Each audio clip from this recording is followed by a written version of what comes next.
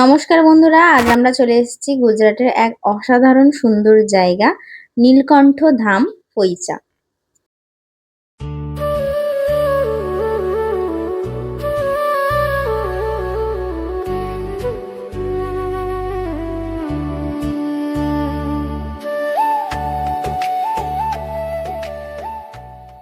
এখন আমরা চলে এসেছি মন্দিরের মেন গেটে, আর সামনেই থাকছে সুন্দর একটি প্রবেশ পথ, যেটা দেখলেই মন ভরে যাবে আর পরিষ্কার পরিচ্ছন্ন।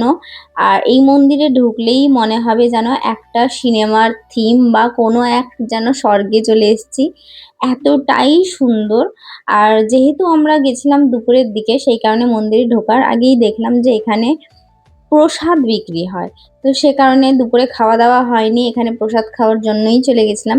তবে একটা ইন্টারেস্টিং জিনিস দেখলাম, যেটা হচ্ছে আমরা আমাদের পশ্চিমবঙ্গে যেখানেই যে কোনো মন্দিরে যাই না কেন, প্রসাদ হিসাবে ফল থাকে কিংবা অন্ন প্রসাদ থাকে, বাট এখানে প্রসাদ হিসাবে সাউথ ইন্ডিয়ান খাবার, চাইনিজ খাবার, পিওর ভেজে ধোসা, পাওভাজি। তো সেখান থেকেই আমরা কিছুটা ধোসা আর পাওভাজি নিয়ে নিয়েছিলাম, যেটার জন্য টিকিট কাটতে হয়েছে। আর এই মন্দিরে ঢোকার জন্য 10 টাকা মাত্র টিকিট। আর আমরা তো বাঙালি, দুপুরবেলা ভাত না হলে আমাদের চলে না, বাট সেখানে তো কোথাও কেউ ভাত খায় না, তাই আমরা সেরকম কোনো খাবার পাইনি। নিয়ে নিয়েছিলাম পাওভাজি আর একটা ধোসা, যেটা দিয়ে দুপুরের খাবারটা কমপ্লিট করে নিয়েছি। আমাদের সেখানে যেরকম স্যালাড হিসাবে শসা আর গাজর এগুলো দেওয়া হয়, তো এখানে স্যালাড হিসাবে বাঁধাকপি আর গাজর। আমি যেহেতু কখনোই খাই না কাঁচা বাঁধাকপি, তো খেতে কেমন কেমন লাগছিল, বাট একটা দুটো ট্রাই করেছি। যেখানে গেছি সেখানকার খাবার তো খেতেই হবে, না হলে বুঝবো কি করে? ওরা তো সবাই খাচ্ছে দেখছি আমাদের সামনে যতজন বসছে। খাওয়া দাওয়া শেষ করে চলে এলাম মন্দিরে। আর মন্দিরের পরিবেশটা খুবই সুন্দর, বিশাল একটা এলাকা জুড়ে মন্দিরটাকে সুন্দর করে সাজানো হয়েছে, বড় বড় মূর্তি সামনে বানানো হয়েছে।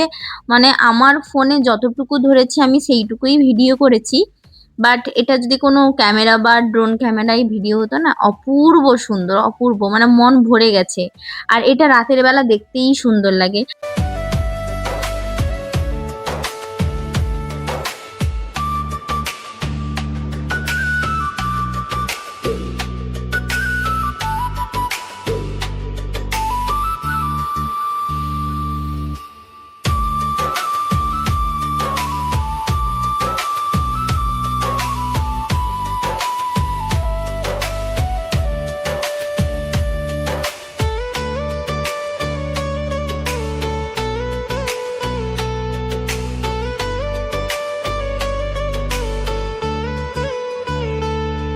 এটা ছিল মন্দিরের ভেতরেরটা। আর এই মন্দিরের সবচেয়ে আকর্ষণীয় বিষয় হলো এর বিশাল প্রাঙ্গণ জুড়ে তৈরি, আর পাশেই আছে নর্মদা নদী।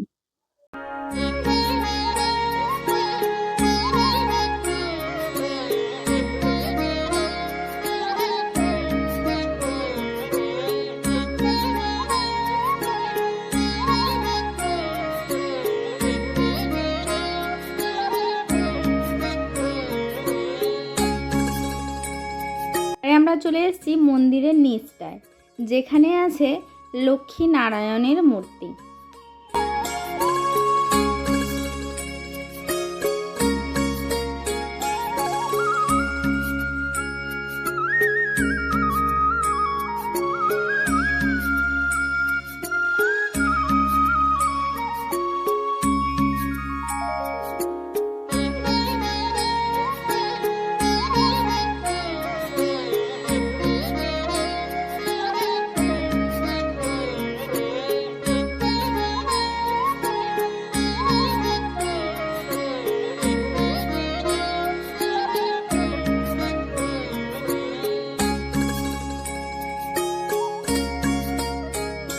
আর এখানটায় অনেকেই ঘুরতে এসে শুয়ে গেছিল, আর আমারও বেশ অনেকটা হেঁটে পাটা ব্যথা হয়ে গেছে, তাই মনকে নিয়ে আমি এখানে বসতে বসতে কখন ঘুমিয়ে পড়েছি।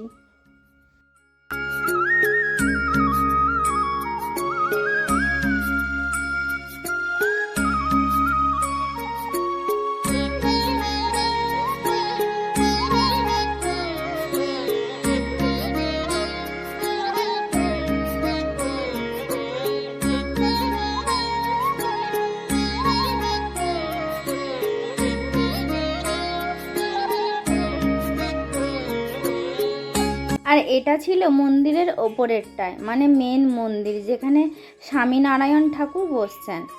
আর মন্দিরের দুপাশে ছিল, এক পাশে গণেশ ঠাকুরের মূর্তি আর এক পাশে ছিল শিব ঠাকুরের মূর্তি। এই মন্দিরের ব্যাপারে আমি যতটুকু মুখে বলছি তার থেকে বিশাল বিশাল বড় মন্দির। মানে এই মন্দির ঘুরতে হলে সারা দিন সেখানে, মানে সকাল থেকে যেতে হবে, বিকেলে আসতে হবে। মন্দিরের চারদিকটায় অনেক ছোট ছোট মূর্তি, বিশাল এলাকা জুড়ে তৈরি।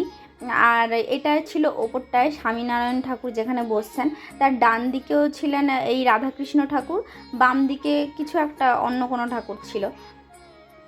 আর এখানে হচ্ছে স্বামীনারায়ণ ঠাকুরের কাছে জল দিতে হলে মানে মূর্তির কাছে গিয়ে না দিলেও হবে, এইখানটায় সামনে জল দেওয়ার জন্য একটি ছোট্ট জায়গা মতো করা আছে, যেখানে হচ্ছে এখানে জল ঢাললে সোজা জলটা ঠাকুরের চরণে গিয়ে পড়ে। তো আমি এখানে করিনি, কারণ হচ্ছে আমি সকাল থেকে অনেক ঘুরেছি, জামা কাপড় সেরকম ছাড়া হয়নি, বাসি কাপড়েই চলে গেছিলাম ঘুরতে।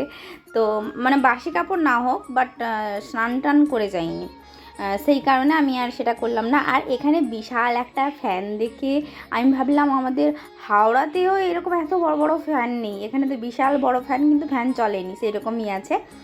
আর ওই যে বললাম ঠাকুরের দুই দিকেই রাধাকৃষ্ণ ঠাকুরের মূর্তি আছেন।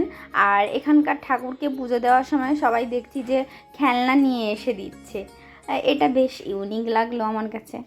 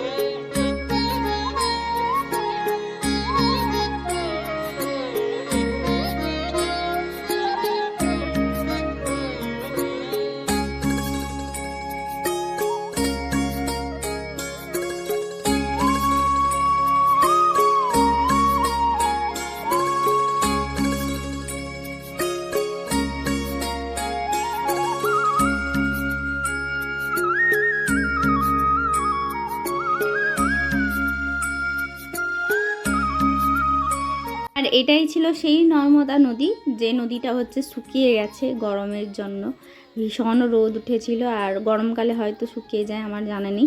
বিশাল বড় নদী। আর এই নদীটা পেরিয়েই আমি আবার গেছিলাম হচ্ছে ওই পাশে আর একটা মন্দির আছে কুবের মহারাজ, সেখানটায়। এত বড় মন্দির, এটা একটা দিন ছাড়া শেষ করা সম্ভব নয়। আমরা যেহেতু হাতে কম সময় নিয়ে এসেছিলাম, তাই খুব তাড়াতাড়ি করে মন্দির ঘুরে বেরিয়ে চলে এসেছিলাম। আর এটা হচ্ছে গোমুখ স্নানস্থল, যেটা এরা বানিয়েছে। আসল গোমুখ স্নানস্থল তো হচ্ছে মুক্তিনাথ মন্দির, মানে যেটা নেপালে অবস্থিত, এটা তো সেটা নয়। বাট এখানে বানানো হয়েছে 108টা গোমুখ মুখ বানানো হয়েছে, যেখানে সবাই স্নান করছে। বাট আমি একটাই জামা নিয়ে গেছিলাম, সেই কারণে আমি আর স্নান করিনি, প্রত্যেকটা থেকে একটু একটু জল নিয়ে মাথায় ছুঁয়ে নিয়েছি। ইচ্ছে তো আছে একবার মুক্তিনাথ মন্দিরে গিয়ে গোমুখ স্নানটা করব, ভগবানের যদি ইচ্ছে থাকে তাহলে হয়ে যেতেই পারে কোনো না কোনো দিন। স্বপ্নটা স্বপ্ন হয়েই থাক, কোনো না কোনো দিন তো পূরণ করব।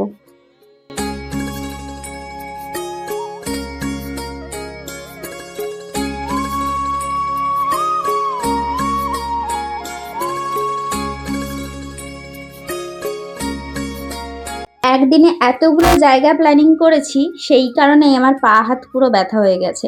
আজকের মতো এই মন্দিরের ভিডিওটা পুরো কমপ্লিট। এরপরে হচ্ছে নর্মদা নদীটা পেরিয়ে কুবের মন্দিরে যাব।